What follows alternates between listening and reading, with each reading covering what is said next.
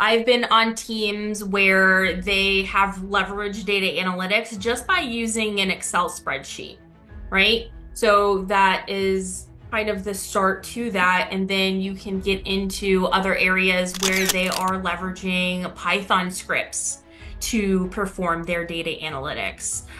You have also, I've been on teams that heavily leveraged SQL queries. So SQL was used to obtain, gather all of the data, and also to build out all of the case statements that were used to then test each of those business requirements.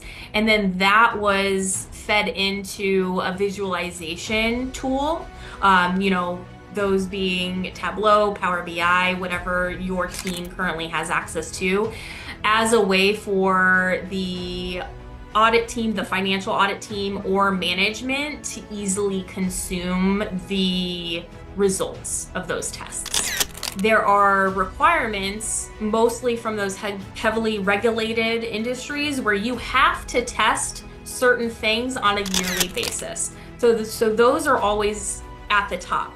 And then you start getting into those internal controls. So those are basically management's rules to how their department or their area should be working to meet best practices and for their departments to work as efficiently as possible. So then how you're building those audit tests is directly tied to those regulations and those internal controls, how those are specifically laid out.